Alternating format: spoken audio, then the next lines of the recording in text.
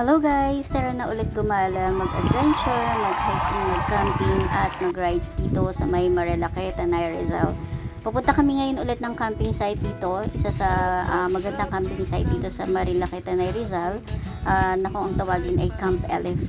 So dito sa Camp Elif, pwedeng yung mga family actually, madali siyang puntahan, pero yung napunta kami, nakita nyo naman guys, tag-ulan kasi, so 10 to 15 minutes yung walking dyan, trekking kumbaga, tawag nila din. So okay lang, maputik naman, maputik pero okay lang, sanay na tayo dyan since nung kabataan natin, maputik pa yung lugar na kinalakhan natin. So ngayon, eto, walang problema dyan, kayang-kaya naman natin yan, hindi naman sobrang kaputikan yan talaga. At least kahit pa paano, dun sa 10 to 15 minutes na paglalakad natin, na exercise yung katawan natin, especially yung ating lungs. Kailangan ng ating lungs ang napaka sarap na simoy ng hangin, lalo na dito sa may Marilake. Makakalanghap ka ng simoy ng hangin dito, hindi mabahong simoy ng hangin, kundi napakasarap na simoy ng hangin. Ayan guys, so malapit na tayo, dito na tayo sa may Camp Elif, medyo malapit-lapit na siya. At least kahit pa paano, kahit yung tipong medyo nahirapan ka sa paglalakad, pag nandun ka na sa destination mo, worth it naman. Kumbaga maganda naman yung pagpapasyalan mo, maganda rin naman yung pupuntahan mo. Ayan guys, eto, nandito na tayo sa Kubo, kung saan yung pinag-stayan namin. Hindi kami nag-tent kasi nga sobrang malakas ang ulan dyan. I mean, hindi naman siya masyadong malakas, pero umuulan, hindi magandang mag-tent talaga. Ayan, nakita niyo yung dala namin pagkain, hotdog, pork chop, boiled egg. Habang kumakain, nakatingin kami sa may view dyan.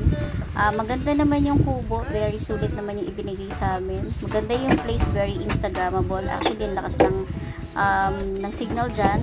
Pwede kang mag-FB, TikTok, anything na mag-internet ka, lalo na pagka gusto mong mag-work from home.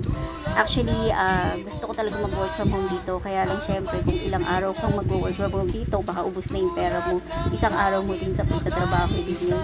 Okay lang, at least yung 24 hours na pag-stay mo dito, mawawala ng konti yung pagod mo, makakapag-relax ka, makakapag-unwind ka. Ayan, lalo na ngayon, masarap yung simoy ng hangin, malamig, kinabukasan, syempre, mapagi dyan, yan, kidlat-kidlat pa yan.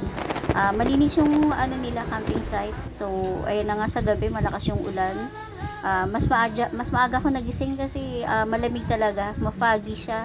So ayan, naghintay ng konting umaga. Bumili kami ng butane kasi pwede mong gamitin yung kitchenware nila dyan.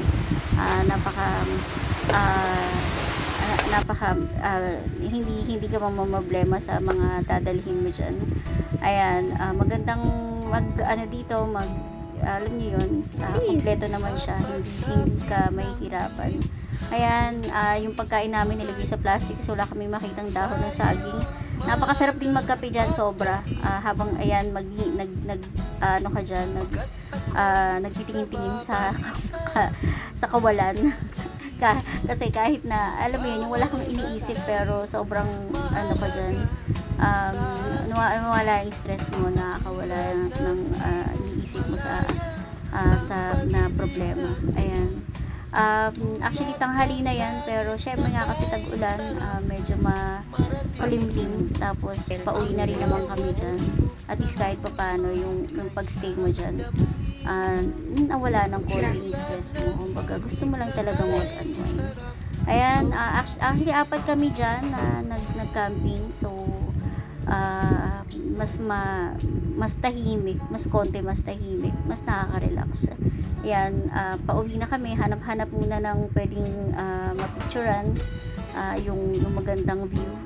Ayan, so very naman yung may-ari dyan, responsive sa lahat ng mga question mo, magre-reply sa mga chats mo.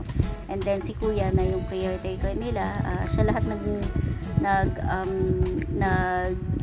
dala ng mga gamit namin, so hindi kami nahirapan pa uwi, lalo na papunta rin. Actually siya pa rin naman ang nagdala ng mga gamit namin. Very friendly yung mga tao dito, hindi kayo matatakot. Kumbaga alam naman nila na maraming turista yung nagpupunta dito. Turista ba yung tawag doon? Actually hindi naman eh.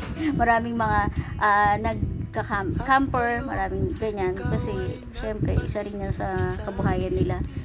So, very friendly yung mga tao, hindi ka matatakot, hindi ka kahit mag-isa ka lang dyan, pwede. Diyan sa camping site, sobrang very relaxing. Kung gusto niyo ng pamilyang isama niyo yung mga anak niyo, pwede naman siguro kasi kung lalo na maganda siya sa family bonding. Tapos pwede pa yatang mag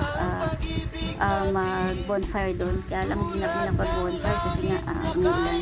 Yan, pauwi na kami. So, okay lang naman. Maglakad pa rin naman tayo dyan. Na-exercise pa rin naman natin yung lungs natin. At paakit na rin tayo papunta sa may highway ng Marilaki. sa Marilaki, sa pinaka-highway, actually walang signal dyan. Mas malakas pa yung signal sa camping site. Ayun na nga. Again, ang pangalan ng camping site is Camp Elif. So, punta lang kayo guys dito sa Camp Elif. Mura lang siya. Very affordable. Tapos, magandang magandang mag-relax. Kasi kayo. Ayun guys, thanks sa panonood. Bye. Enjoy your watching guys. Bye.